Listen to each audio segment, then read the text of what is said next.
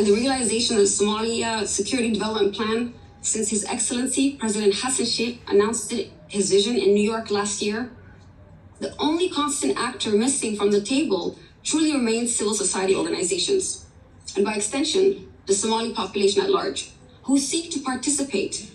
And this is a hugely missed opportunity. In this context, I take the opportunity to remind the Council that CSOs in Somalia aren't only providing immediate support and life-saving services from a humanitarian perspective. Civil society organizations in Somalia play a crucial role in fostering trust and cooperation between military forces and local communities. Therefore, engaging CSOs in early recovery efforts, such as delivering essential services like water, sanitation, healthcare, and education is paramount. We know this to significantly reduce community reprisals compared to military-led initiatives, especially when the military is still working to gain acceptance in these communities.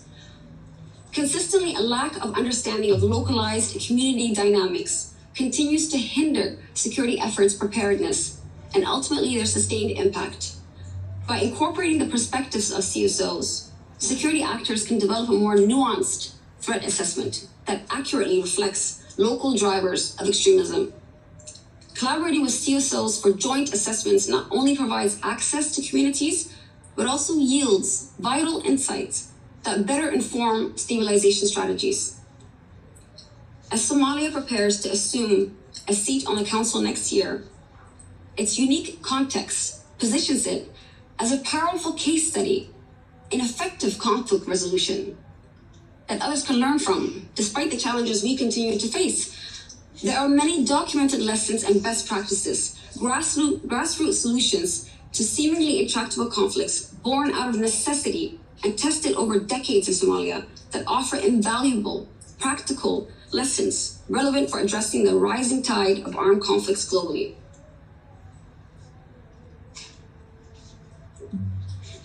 To effectively respond to today's global challenges, the international community must embrace more adaptive, flexible approaches that reflect the realities of contemporary conflicts of today.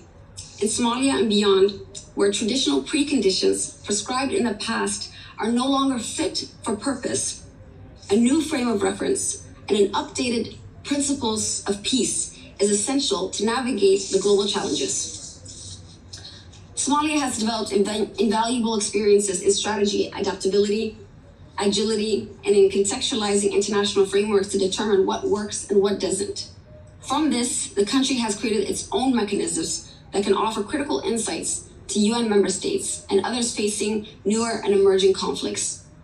Somalia's protracted conflict, in this sense, can serve as a valuable model for preventing the prolongation of newer conflicts we see developing around the world today, and helping to avoid the same pitfalls and challenges that we faced for more than 30 years.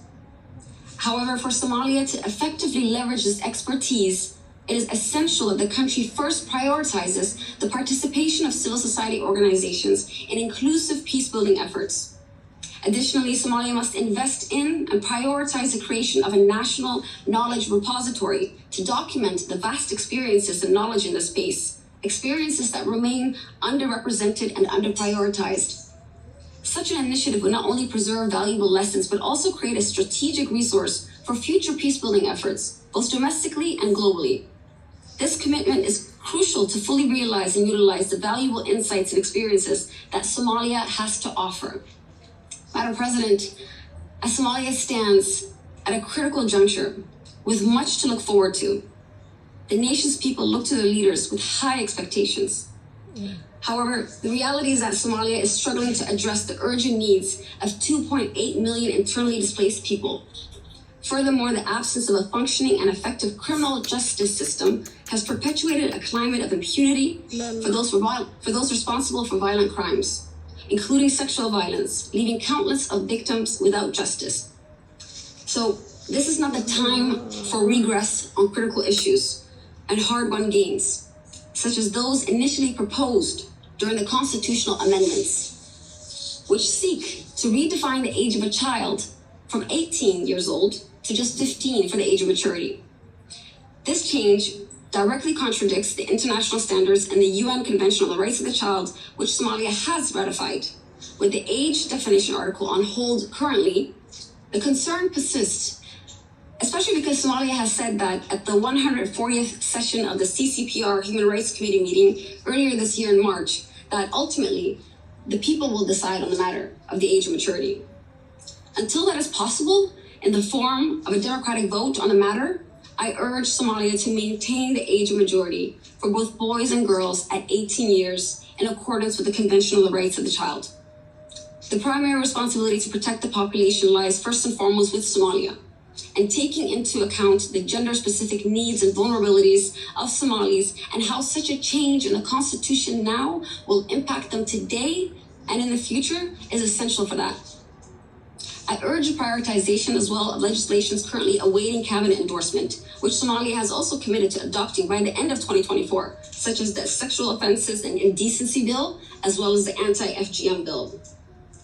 They are just basic entry points for accountability and protection, and should be treated as interim until Somalia develops more robust legal safeguards for the rights and well-being of women and children. Madam President, just a few weeks ago, in Puntland state of Somalia, 4 young men were executed for crimes they committed while they were all under the age of 18. And this is not an isolated case, just a recent one. Somalia must consolidate its approach on prosecution of children associated with armed groups designated as terrorist organizations, bring detention conditions and access to legal services into compliance with international human rights standards, and ensure fair trials and due process rights of all persons suspected of committing crimes. Somalia has since 2012 been developing the mechanisms on the treatment and handling of children in armed conflict and making notable progress towards implementing its roadmap on ending and preventing recruitment and use of children.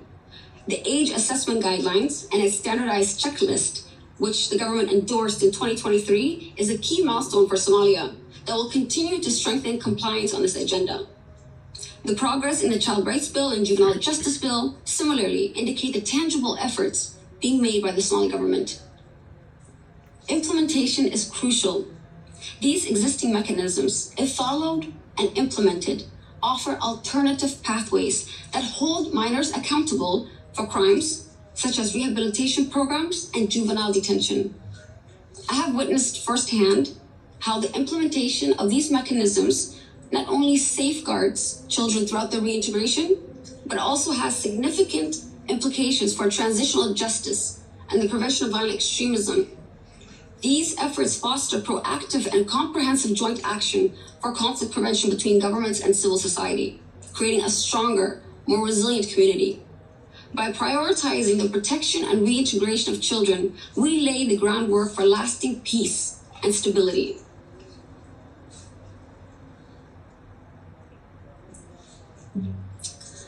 The LNP Center has worked for decades on these issues. Our Drop the Gun, Pick Up the Pen campaign started in the 90s and lauded as Somalia's first disarmament program, initiated and led by the community, continues to this day. And with great collaboration with the Child Protection Screening Unit of the Ministry of Internal Security and UNICEF, we have been actively working to support children associated with armed forces and groups. And as the Somali government progresses in implementing non-judicial measures for children associated with armed groups and accelerates the handovers of these children from custody, similar advancements are expected from the international community and United Nations agencies tasked with this agenda. The lack of resource and support for children in armed conflict in Somalia is unacceptable, particularly as the government conducts more military operations and subsequently encounters more children and is increasingly expediting the release from detention into child-friendly care. Civil society is struggling to meet the resulting demand with the current funding allocated for child protection and armed conflict programming. With budget allocations and mandate renewals heavily focused on military spending, it is imperative to assess the proportion of these funds dedicated to child protection, social safety nets, resilience, and sustainable peace.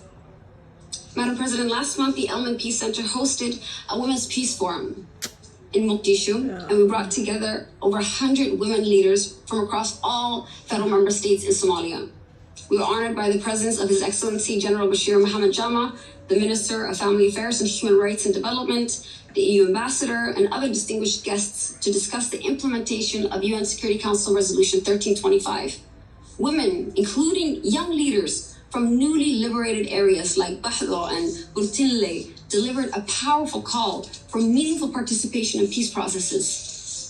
They presented actionable recommendations, including the urgent need to abandon the limiting narrative that confines women's role to soft security positions, thereby preventing their full participation across all pillars of 1325.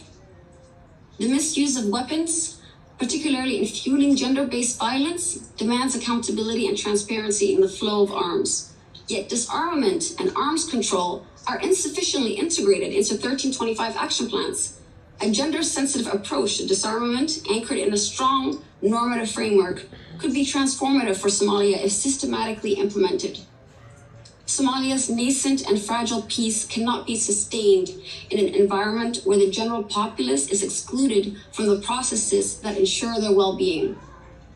Madam President, esteemed colleagues,